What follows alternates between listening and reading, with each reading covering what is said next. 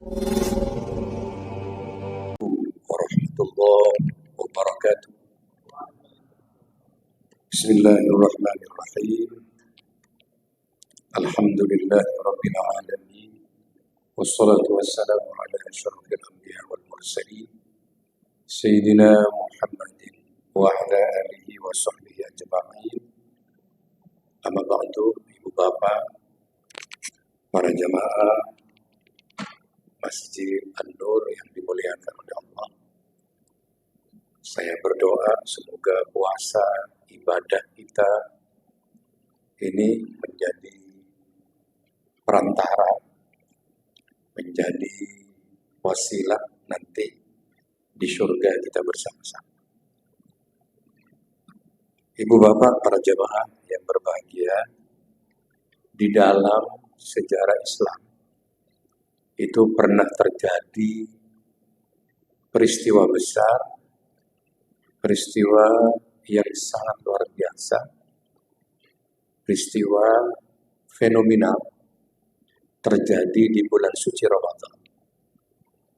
Peristiwa itu adalah peristiwa Perang Badar.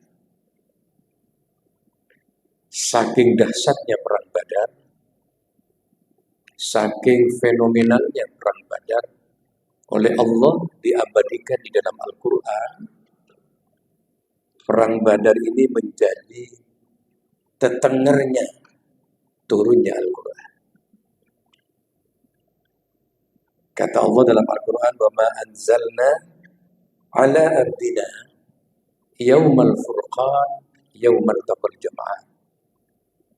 Saya turunkan Al-Quran kepada hambaku yaumal furqan, di hari furqan, di mana kebatilan, kebaikan dan kebatilan, hak dan yang batil sudah mulai tampak. Yaumal taqal jama'an, Al-Quran ini turun di saat bertemunya dua pasukan.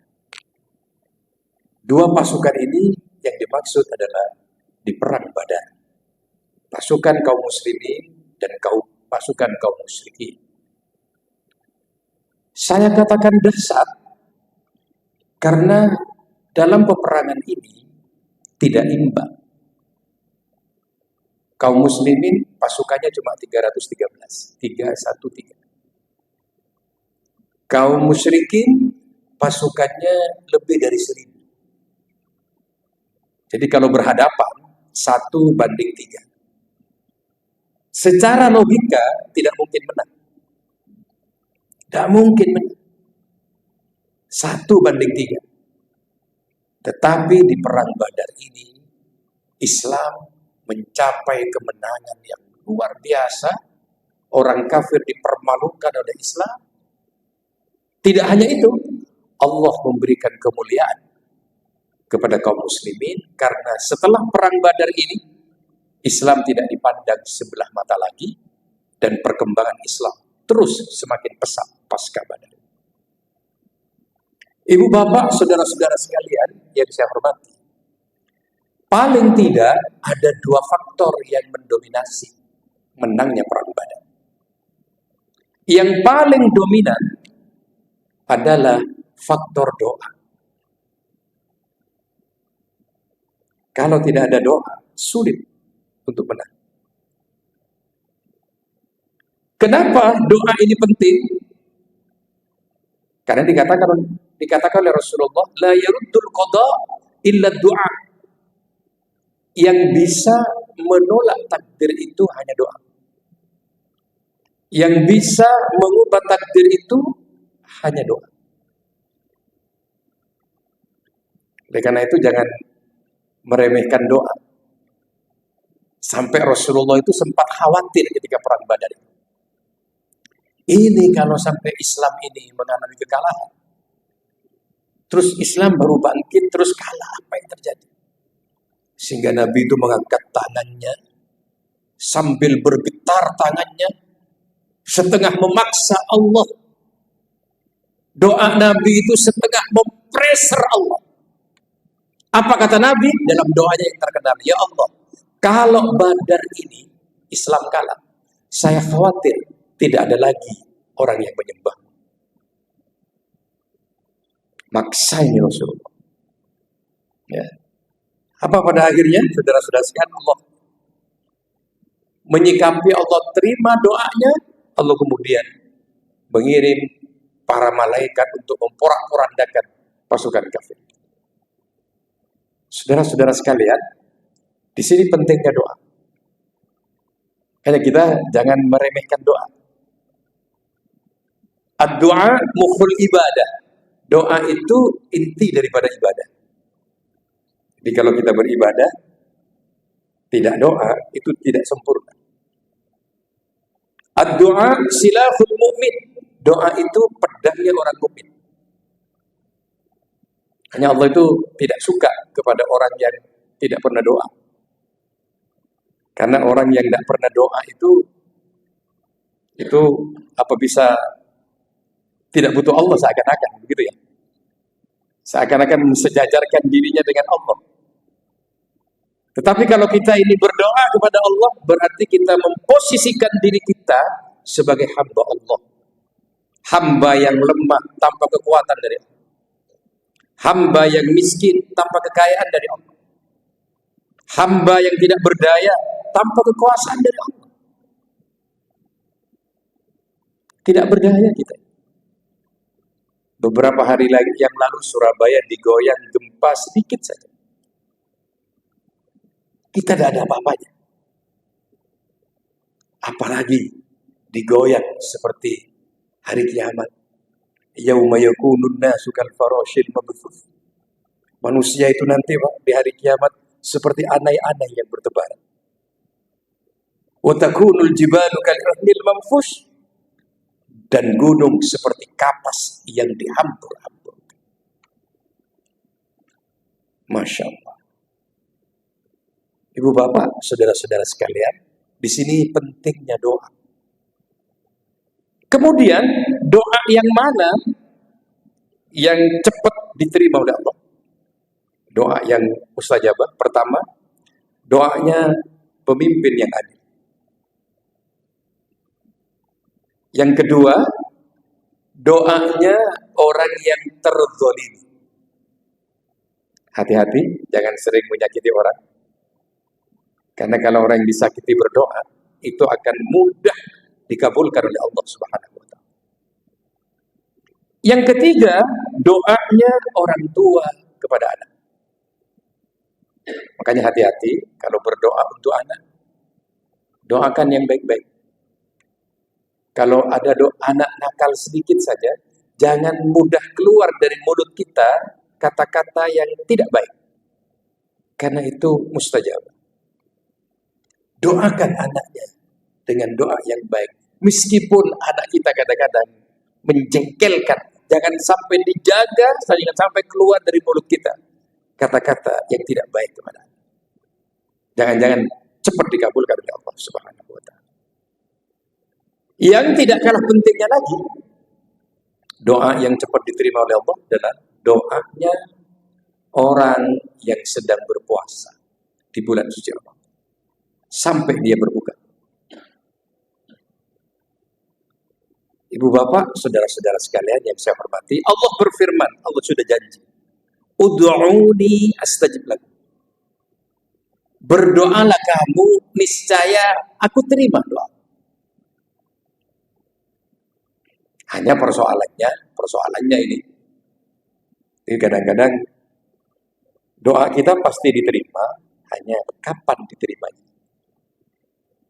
Mungkin ada yang cepat, ada yang ditunda, diterimanya oleh Allah. Kenapa kok ada yang cepat, ada yang ditunda? Karena Allah itu akan memberikan kepada hambanya sesuai dengan kebutuhannya, bukan sesuai dengan keinginannya. Ya?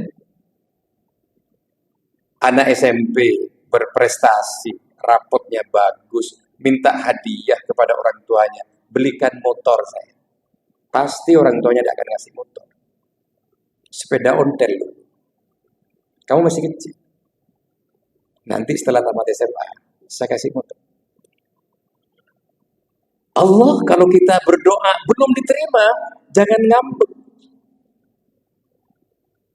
Kemudian ngambek, gak masjid-masjidan, gak sholat-sholatan. Sudah ke masjid, sudah ini belum diterima saja. Tetap kita berprasangka baik kepada Allah. Makanya Sayyidina Ali, Imam Ali bin Abi Thalib mengatakan, kalau doa kita berdoa kemudian diterima oleh Allah, katanya Sayyidina Ali, bersyukurlah. Tetapi kalau kita berdoa kemudian belum diterima oleh Allah, maka kita harus lebih bersyukur lagi. Kenapa? Karena rencana Allah itu lebih baik daripada rencana manusia. Ada orang mau ke bandara, jalan macet, takut ketinggalan pesawat, dia berdoa di jalan, ya Allah, cepatkan saya ini supaya tidak ketinggalan pesawat. Tidak dikabulkan, ya Allah. Pesawatnya terbang, ketinggalan. Ternyata pesawatnya kecelakaan. Berarti rencana Allah itu lebih baik daripada rencana manusia. Ketua MUI di zaman Orde Baru, almarhum Kiai Haji Izzat Al-Muttaqin, beliau pernah mengatakan bahwa kalau kita melihat kegagalan dalam kehidupan ini, maka tersenyumlah. Karena setelah kegagalan itu, pasti akan ada keberhasilan. Tetapi ketika kita melihat keberhasilan, kernyitkan dahi kita. Jangan-jangan setelah keberhasilan itu akan ada kegagalan. Itulah kehidupan di dunia ini. Tidak ada kehidupan di dunia ini bahagia terus. Tidak ada kita hidup di dunia ini kemudian senang terus. Kalau kita masih di dunia, senang susah datang silih berganti. Kalau kita masih hidup di dunia, bahagia dan sedih datang silih berganti. Untuk apa itu? Allah ingin menguji kita. Mana di antara kita yang terbaik? Alladzi khalaqal mauta wal hayata liyabluwakum ayyukum ahsanu amala.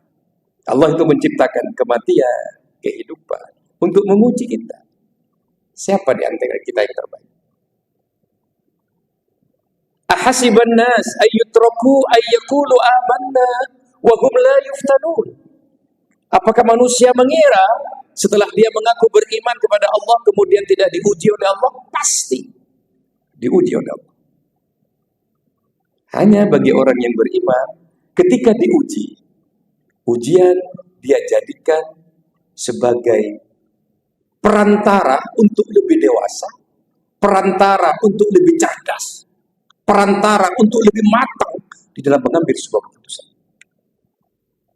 Kalau orang tidak beriman, maka dia akan ketika ada ujian, dia kemudian mengalami gegana. Gegana itu gelisah, galau, gelisah, merana. Ketika dia galau, gelisah dan merana, kemudian merana sendiri, gelisah sendiri, seakan-akan di dunia yang gelisah cuma dirinya, tidak ada lain orang lain yang gelisah, maka orang ini akan mencapai stres, kemudian naik lagi mencapai depresi. Kalau otaknya jebol, maka orang ini akan mengalami ODGJ. Kalau imannya jebol, orang ini bisa bunuh diri. WHO merilis orang yang bunuh diri setahun 800.000 lebih di dunia. Berarti setiap hari ada 2.000 orang bunuh diri. Di Indonesia kemarin datanya 2023, data kepolisian, sudah 1.600 orang yang memilih hidup ini bunuh diri. Mengakhiri hidup bunuh diri.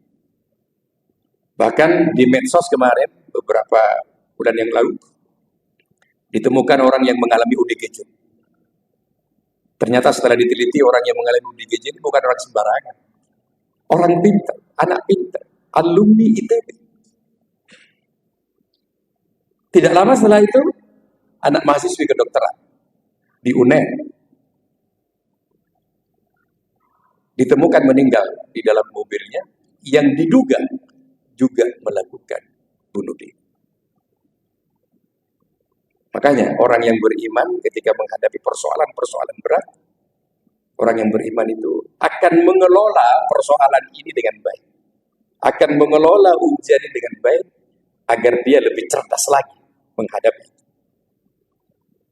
Sekarang umpamanya ditipu orang, itu diambil hikmahnya. Saya ke depan tidak boleh tertipu lagi. Ini pembelajaran mahal di dalam kehidupan. Ini orang yang beriman, sehingga dia membuat dia cerdas. Kalau orang yang beriman, berat. Jadi hidup itu masalah. Hidup di dunia ini penuh dengan ketidakpastian. Karena memang Allah pengen menguji kita. Saya kira itu. Terima kasih, mohon maaf. Assalamualaikum warahmatullahi wabarakatuh.